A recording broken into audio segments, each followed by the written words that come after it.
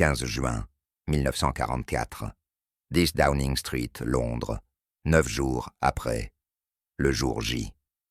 Les forces alliées combattent toujours. En Normandie tentant de percer, hors de la tête de pont. Les pertes augmentent. Les progrès sont plus lents que prévu. Le Premier ministre Winston Churchill est assis dans son bureau privé avec le général Dwight D. Eisenhower. Il est tard dans la soirée. La pièce est épaisse de fumée de cigares. Ike, Churchill commence. Nous devons discuter d'une affaire plutôt délicate. Eisenhower repose son verre de brandy. Il reconnaît ce ton. Churchill est sur le point de proposer quelque chose de compliqué. Quel genre d'affaire délicate? Cela concerne le général Patton. Eisenhower se réveille immédiatement. Qu'en est-il de George? Churchill tire pensivement sur son cigare. Comme vous le savez, Patton commande actuellement le fictif First US Army Group dans le cadre de l'opération Fortitude. Les Allemands croient qu'ils concentrent des forces à Douvres pour une invasion à Calais. Oui, et cela fonctionne brillamment. Les réserves allemandes restent à Calais au lieu de renforcer la Normandie. Précisément, dit Churchill. Et c'est pourquoi nous devons prolonger la tromperie, maintenir l'attention allemande sur Calais, même après que nous aurons percé en Normandie. Je suis d'accord. Mais quel rapport avec... Je veux envoyer Patton en France, interrompt Churchill, publiquement avec grand tapage, lui donner un commandement actif, la 3e armée, et le lancer à travers la Bretagne. Eisenhower hoche lentement la tête. Cela a du sens. George trépigne d'impatience à l'idée d'entrer en combat. Et la 3e armée a besoin d'un commandant. Oui, mais voici la partie délicate. Churchill se penche en avant. Je veux aussi continuer à l'utiliser comme appât. Comme appât. Comme appât, confirme Churchill. Les Allemands craignent Patton, plus que tout autre commandant allié. Ils s'attendent à ce qu'il mène la véritable invasion. Ainsi même après l'activation de la 3e armée, je veux que le renseignement allemand croit que Patton n'est qu'une diversion, qu'il attire des forces, loin de la véritable menace, qui serait toujours, soi-disant, en train de se rassembler à Douvres. Eisenhower fixe Churchill. Vous voulez utiliser Patton comme un double appât inversé. Il est réel, mais les Allemands doivent donc croire qu'il est faux, ce qui les amène à penser que la fausse armée est réelle. Exactement, dit Churchill avec enthousiasme. C'est brillant. Nous obtenons l'efficacité de combat réel de Patton, tout en maintenant la tromperie stratégique. Winston, Eisenhower cherche ses mots. C'est incroyablement complexe, et cela exige que George poursuive la tromperie, tout en livrant de vraies batailles. Ce qu'il peut faire, affirme Churchill avec assurance. Patton est beaucoup de choses, mais il n'est pas stupide. Il comprendra la valeur stratégique. Avez-vous déjà rencontré George? Demande Eisenhower. Il va détester ça. Il veut la gloire, la reconnaissance, les gros titres. Vous lui demandez de livrer des batailles, tout en faisant semblant qu'elles ne sont pas aussi importantes qu'elles le sont réellement. Pouvez-vous le convaincre? Eisenhower ferme les yeux. Vous voulez que je dise à George Patton, le général le plus égocentrique de l'armée américaine, qu'il doit minimiser ses propres succès au nom de la tromperie stratégique? Oui. Que je lui demande de gagner des batailles discrètement? Oui. De prendre des villes en faisant semblant qu'elles n'ont aucune importance? Oui. D'être victorieux tout en agissant comme si tout cela n'était qu'une diversion? Précisément, répond Churchill. Y a-t-il un problème? Eisenhower éclate de rire, un rire fatigué, légèrement hystérique. Winston demandait à George Patton de gagner discrètement. C'est comme demander à un paon de cacher ses plumes. C'est contraire à sa nature même. Mais allez-vous essayer? Eisenhower vide son verre de brandy d'un trait. Vous voulez que je fasse quoi? avec Patton. L'utiliser comme un appât réel, en prétendant qu'il est un faux appât, afin que les Allemands croient que des armées fictives sont réelles, tout en lui demandant de ne pas s'en vanter. C'est l'idée générale, oui. Ça va être un désastre, marmonne Eisenhower. Ou bien, dit Churchill, avec un léger sourire, ça va être brillant. C'est l'histoire de l'une des opérations de tromperie les plus complexes de la Seconde Guerre mondiale, utilisant George S. Patton à la fois comme arme et comme leurre, menace réelle et diversion fictive, et expliquant pourquoi cela a failli rendre Eisenhower fou en tentant de gérer l'ego de Patton, tout en maintenant la tromperie stratégique. Section 1. La tromperie, Fortitude, mai-juin 1944, avant le jour. J. L'opération Fortitude est l'une des tromperies militaires les plus réussies de l'histoire. Les Alliés créent une armée entièrement fictive, le First US Army Group Fusag, supposément massé dans le sud-est de l'Angleterre, en vue d'une invasion à Calais. Faux trafic radio, faux équipements, fausse installation. Tout est conçu pour convaincre le renseignement allemand que la véritable invasion aura lieu à Calais et non en Normandie. Et à la tête de cette armée fantôme, le général George S. Patton. Le choix est délibéré. Le renseignement allemand considère Patton comme le meilleur général allié. Les commandants allemands le craignent plus que tout autre officier allié. Si Patton est à Douvres, concluant les analystes allemands, c'est là que se produira l'invasion principale. La tromperie fonctionne parfaitement. Lorsque le jour J a lieu en Normandie, le 6 juin, le haut commandement allemand croit à une feinte, la véritable invasion. L'invasion de Patton est encore à venir à Calais. Les réserves allemandes restent à Calais. Les renforts, qui auraient pu sauver les forces allemandes en Normandie, y demeurent à plus de 200 kilomètres de là, attendant une invasion qui ne viendra jamais. C'est un succès stratégique éclatant, mais il comporte un problème majeur, Patton. Section 2. La frustration de Patton. 7 juin 1944. Un jour après le jour J. Patton est assis dans son quartier général, à Douvres, écoutant les rapports radio sur l'invasion de la Normandie. Son ami Omar Bradley s'y trouve commandant la première armée. Bernard Montgomery est là commandant les forces britanniques, et Patton, lui, ne commande rien. Une armée vide, une fiction. Il appelle Eisenhower. Ike, combien de temps dois-je encore jouer la comédie avec cette armée bidon? Tant que la tromperie reste utile, répond Eisenhower. Les Allemands ont toujours des réserves à Calais. Nous devons les y maintenir. Donc je reste ici pendant que la guerre se déroule sans moi. Vous contribuez à l'effort de guerre. Je suis un accessoire, explose Patton. Un épouvantail, un mannequin de bois conçu pour effrayer les Allemands. Ike, je suis un commandant de combat. Je devrais être en France à me battre pas assis en Angleterre, à prétendre commander une armée qui n'existe pas.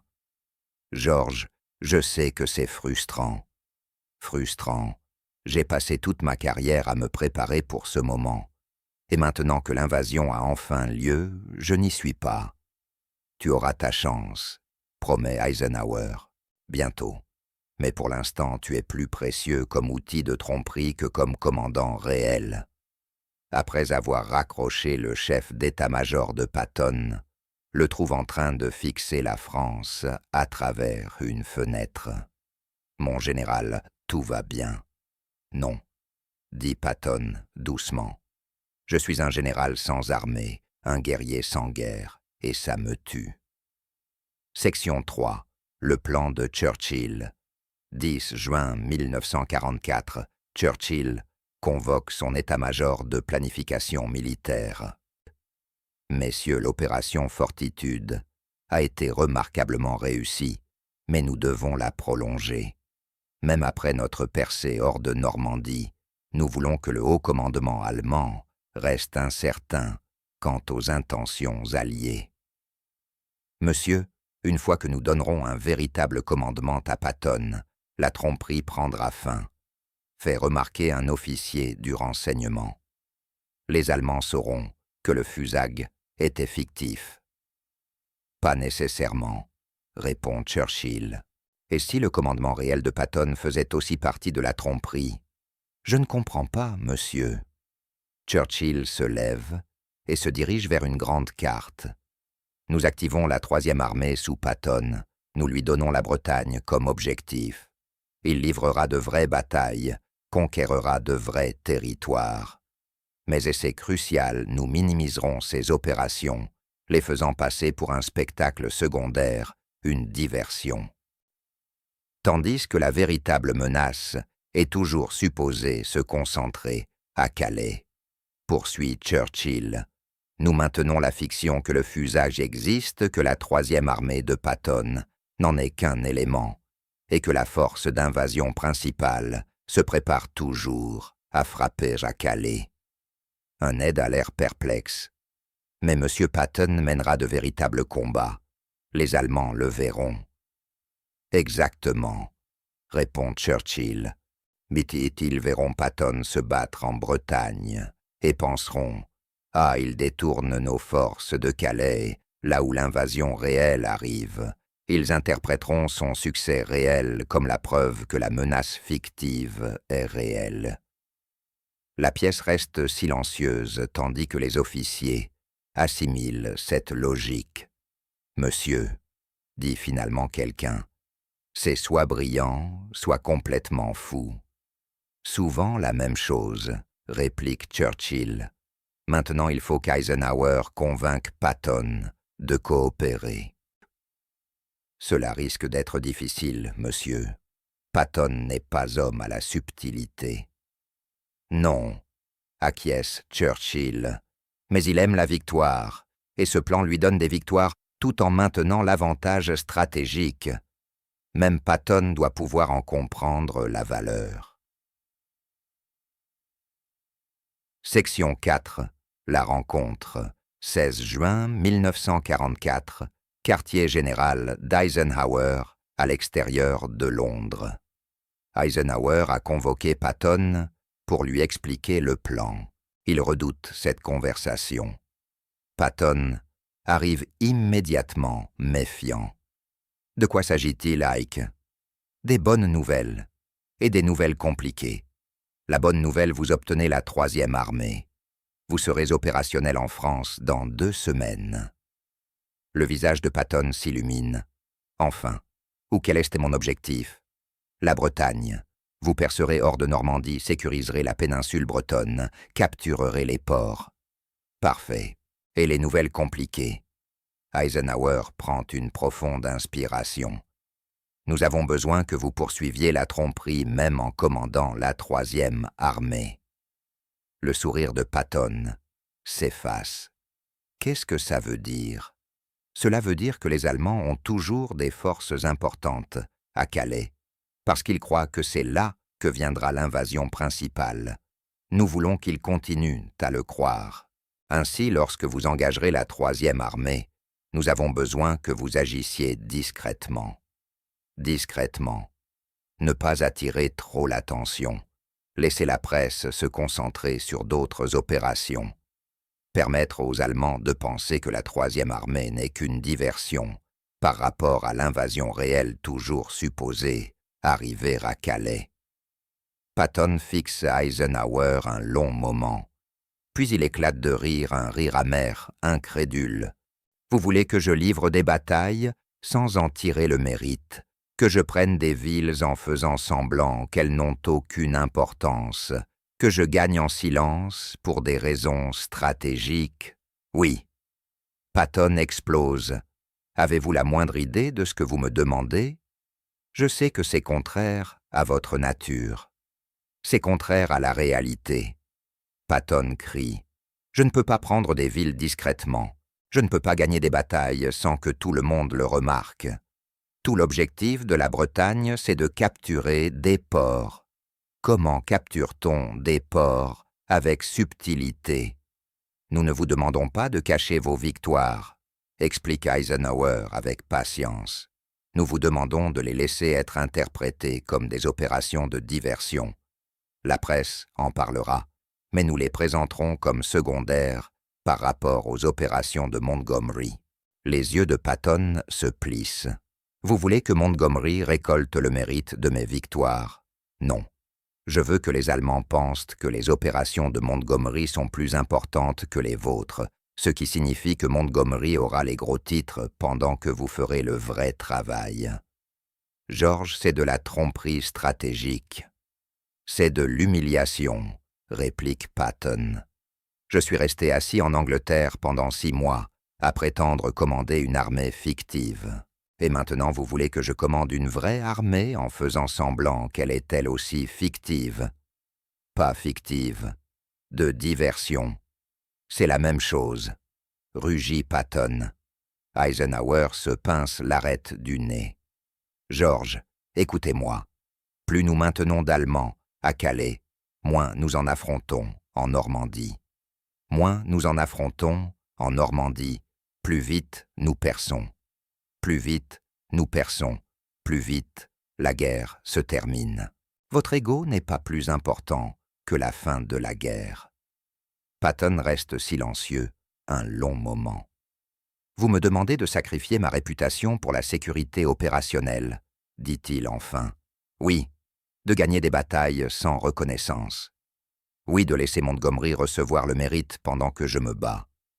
Ce n'est pas ce que j'ai dit. C'est ce qui arrivera, coupe Patton. Ike, je comprends la logique stratégique, vraiment.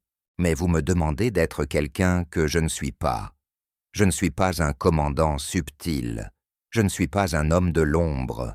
Je gagne bruyamment, audacieusement, publiquement. C'est ce que je suis. Pouvez-vous essayer d'être quelqu'un d'autre, juste pendant quelques semaines? Patton regarde Eisenhower avec quelque chose qui ressemble à de la pitié. Vous voulez que je fasse quoi de mes victoires? Les cacher, les minimiser, faire comme si elles n'avaient aucune importance. Je veux que vous gagniez des batailles, tout en maintenant la tromperie stratégique, dit Eisenhower, épuisé. Alors vous voulez l'impossible, répond Patton froidement. Section 5. Le compromis. 17 juin 1944, après une nuit blanche. Eisenhower rappelle Patton au quartier général. Churchill est présent par liaison téléphonique sécurisée. Messieurs, commence Eisenhower, nous devons trouver un compromis. J'écoute, dit Patton las. La voix de Churchill résonne dans le haut-parleur. Général Patton, permettez-moi d'être franc. Vous êtes le meilleur commandant de champ de bataille dont disposent les Alliés. Peut-être le meilleur de toute cette guerre. Les Allemands le savent, ils vous craignent. Patton ne dit rien, mais il écoute clairement. Cette peur est une arme, poursuit Churchill.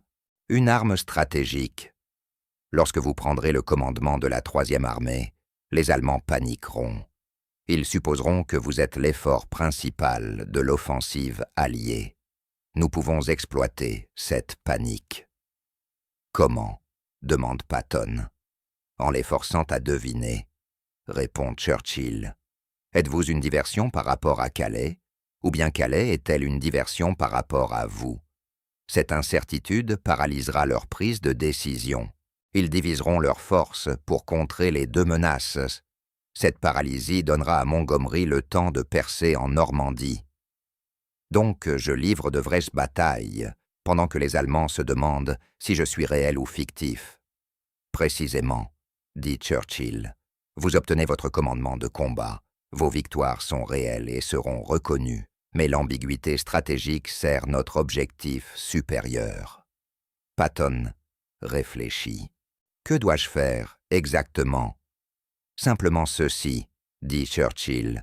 Combattez aussi agressivement que vous le souhaitez. Prenez du terrain aussi vite que possible, mais lorsque la presse vous interrogera sur vos objectifs, restez vague. Parlez de la Bretagne comme d'une opération limitée, pas comme d'une grande campagne. Laissez-les penser que la troisième armée n'est qu'une pièce d'un puzzle plus vaste. Soyons clairs, dit Patton, je peux me battre comme je l'entends. Aucune restriction tactique ou opérationnelle. Aucune, confirme Churchill. Mais je dois minimiser mon propre succès dans les interviews pendant quelques semaines jusqu'à ce que la tromperie ne soit plus utile. Patton regarde Eisenhower. Et vous me donnerez tout ce dont j'ai besoin. Approvisionnement soutient autorité dans les limites des contraintes générales de ravitaillement. Oui, répond Eisenhower. Patton reste silencieux pendant 30 secondes. Puis, très bien, je le ferai. Mais comprenez une chose, je peux contrôler ce que je dis. Je ne peux pas contrôler à quel point je gagne bruyamment. Si la troisième armée remporte un succès spectaculaire, les gens le remarqueront, tromperie ou non. C'est acceptable, répond Churchill. Nous ne vous demandons pas d'échouer discrètement. Nous vous demandons de réussir tout en maintenant une ambiguïté stratégique. Ça, je peux le faire, dit Patton.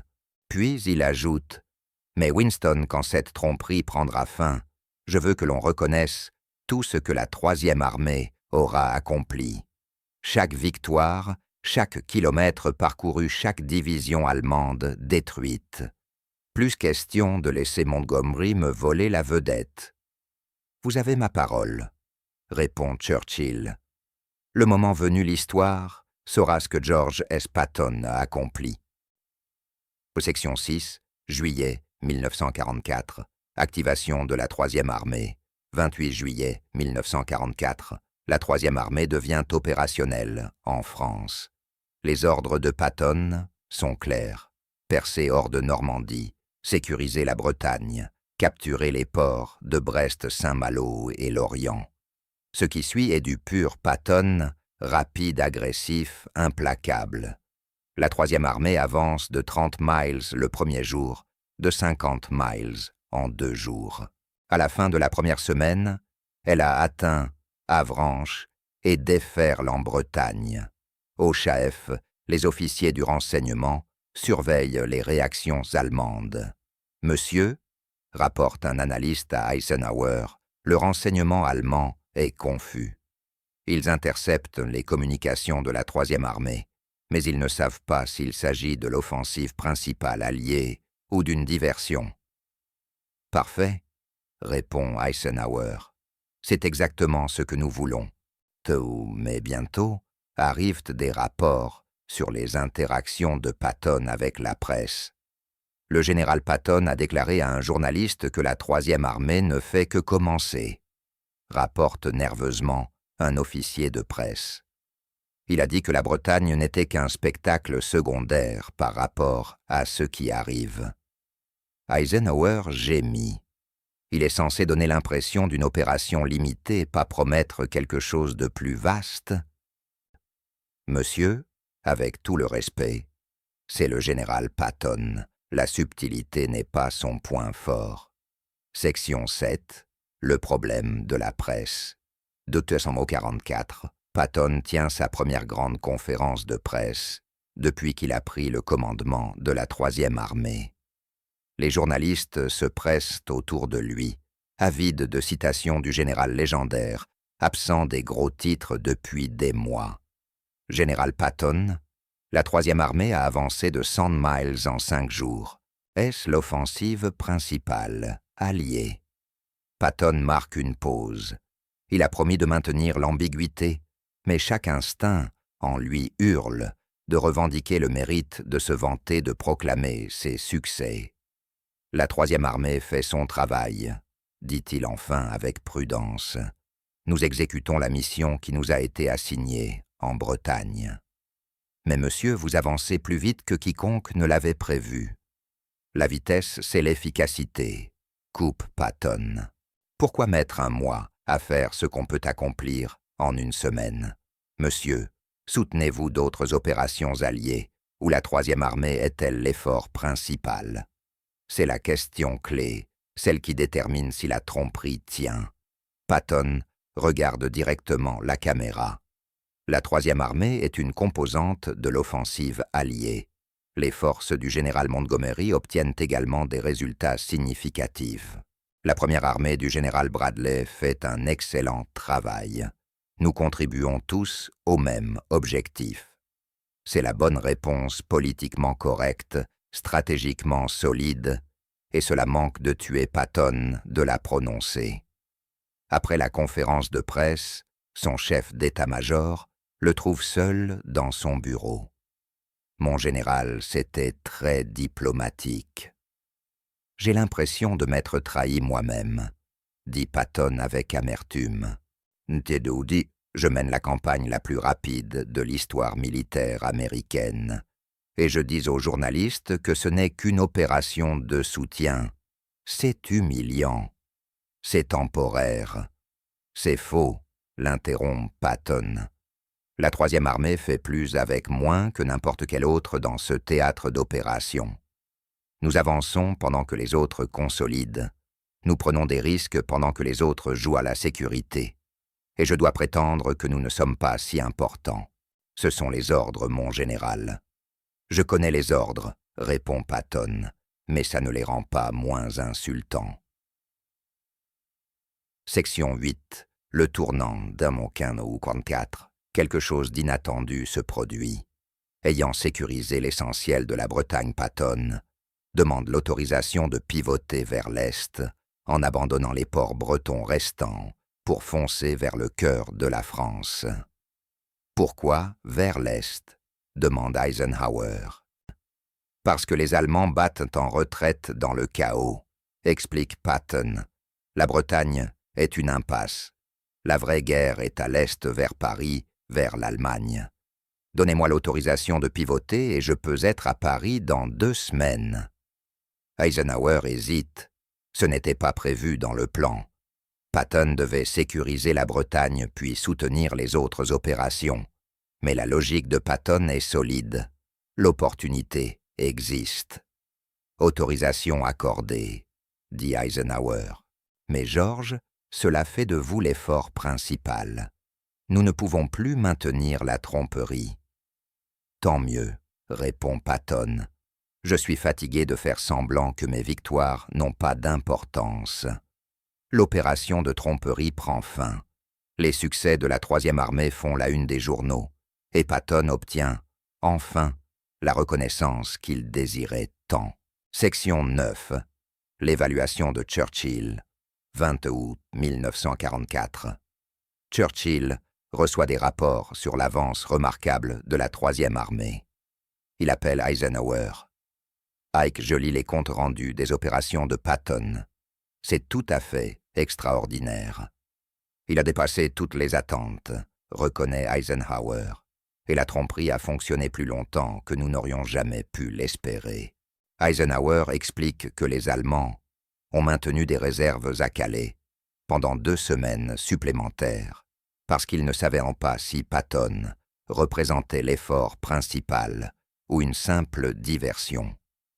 Ce sont 2 semaines que Montgomery a utilisées pour consolider la percée en Normandie, note Churchill. 2 semaines de renforts allemands en moins à affronter. Des milliers de vies sauvées.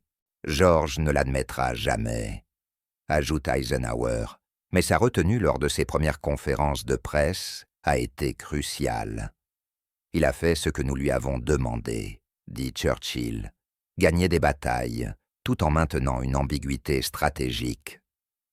J'imagine que cela a dû être une torture pour lui. Vous n'avez aucune idée, répond Eisenhower.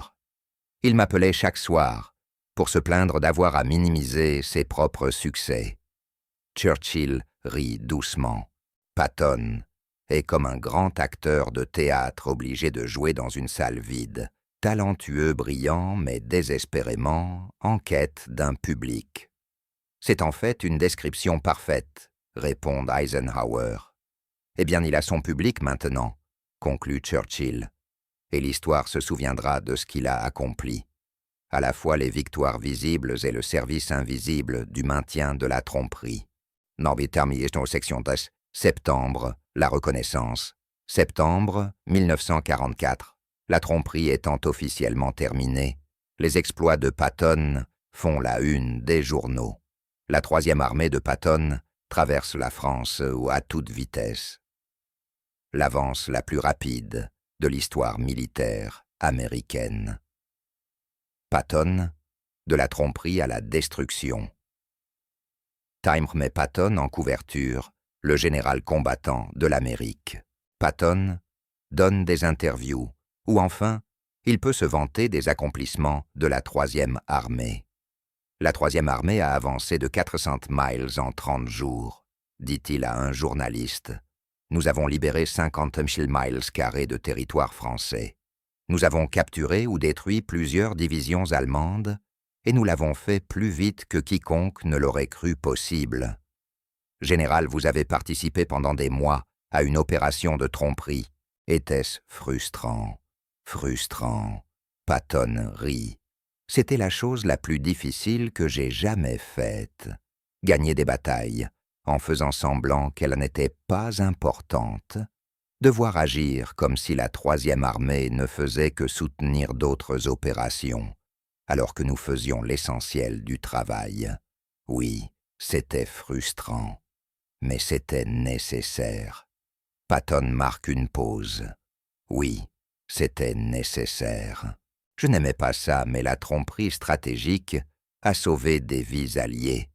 Alors j'ai fait ma part. Mais je suis très heureux que ce soit terminé. Eisenhower lit l'interview et appelle Patton. « George, c'était presque diplomatique. »« Presque, » répond Patton. Et que j'ai salué la tromperie stratégique tout en expliquant clairement à quel point je la détestais. C'est aussi diplomatique que je peux l'être. « Je prends, » dit Eisenhower. « Et George, entre nous vous avez fait du bon travail. La tromperie a fonctionné parce que vous l'avez maintenue tout en remportant des victoires spectaculaires. Cela a demandé une discipline que je ne vous pensais pas capable d'avoir. »« J'ai de la discipline, » réplique Patton. « Je l'utilise simplement de façon sélective et je ne recommencerai jamais. »« Notez, » répond Eisenhower en riant. Section 11. Octobre, la visite de Churchill.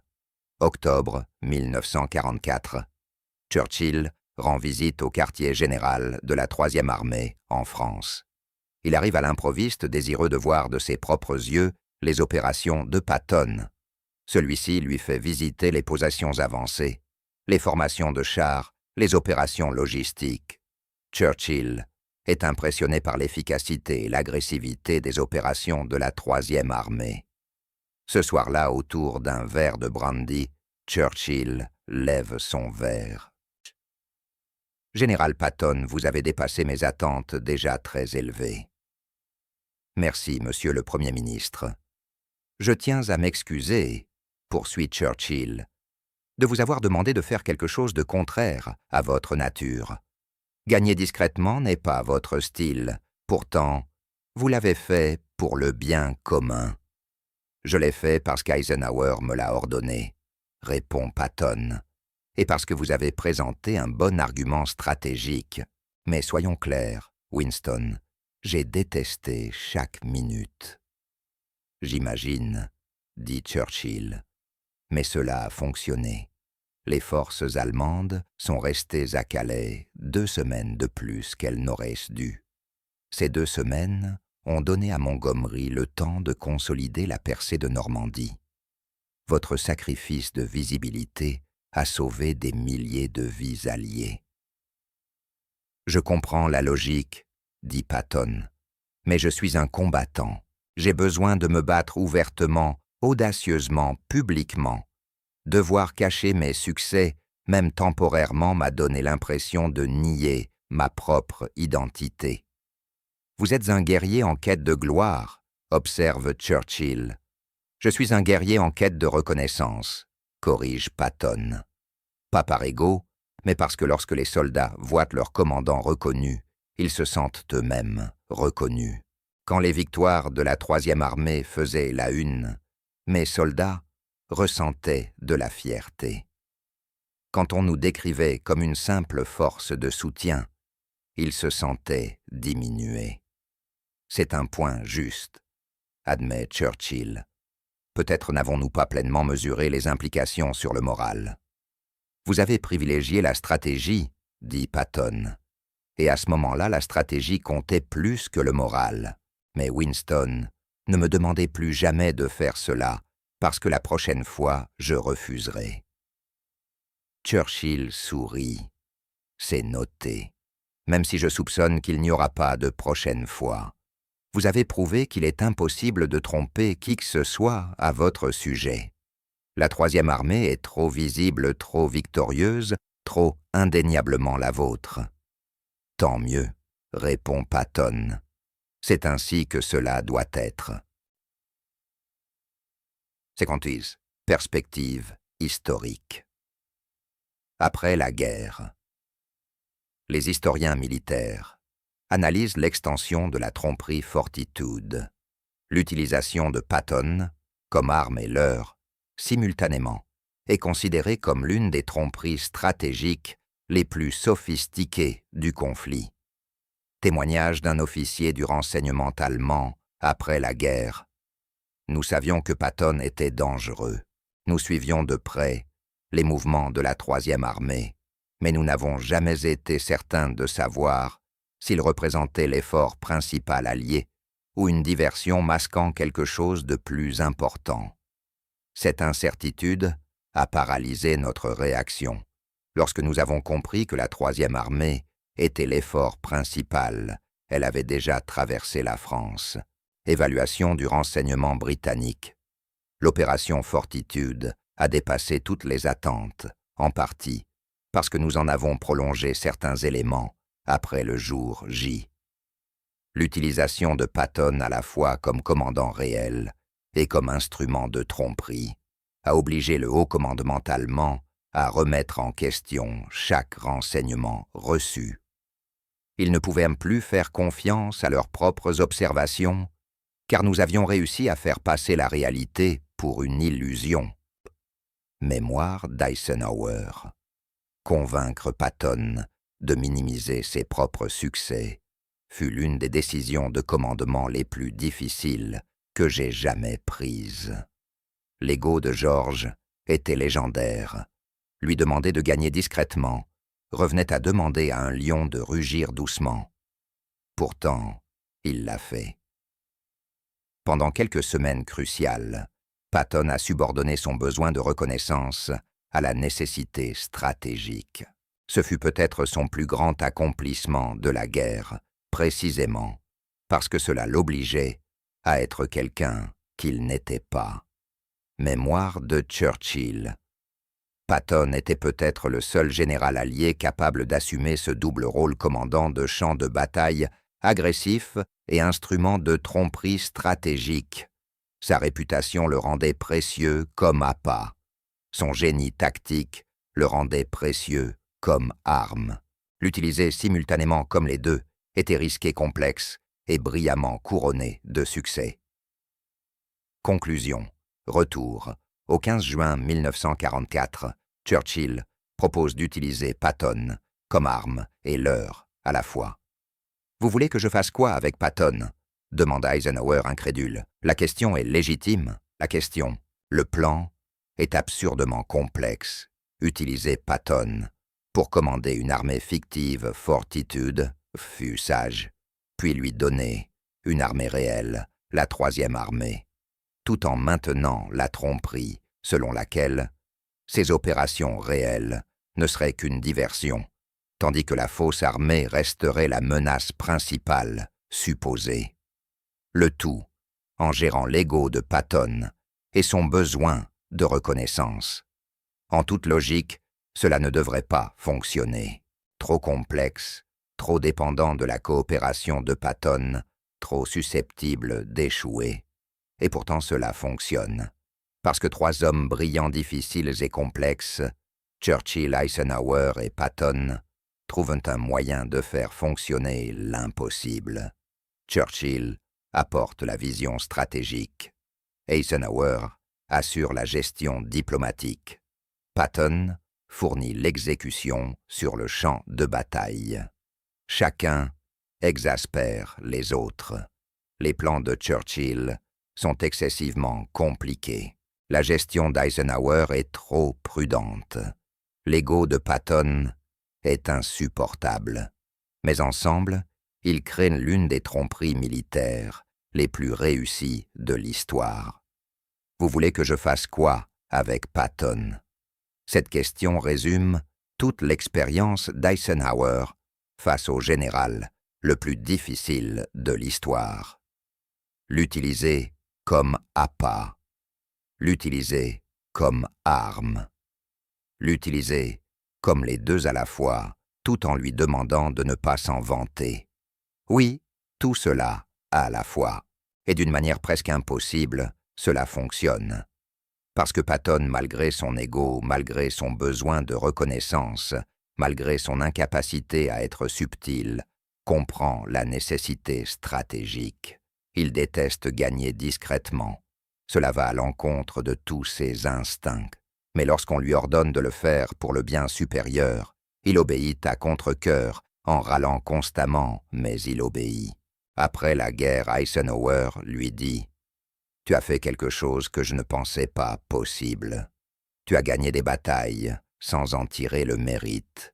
Cela a peut-être été plus difficile que n'importe quelle opération de combat que tu as menée. » C'était le cas, admet Patton. Combattre les Allemands était facile. Combattre mon propre ego a été la bataille la plus difficile de la guerre. Churchill, Eisenhower et Patton, trois hommes impossibles qui, contre toute attente, ont réussi à travailler ensemble pour gagner une guerre. Non pas malgré leurs différences, mais parce que leurs différences se complétaient. Le génie stratégique de Churchill, le talent diplomatique d'Eisenhower, le génie tactique de Patton, chacun nécessaire, chacun impossible, chacun indispensable. Vous voulez que je fasse quoi avec Patton? L'utiliser pour gagner la guerre. D'abord discrètement, puis bruyamment, à la fois comme leurre et comme arme. Et d'une manière presque inimaginable brillamment, cela a fonctionné.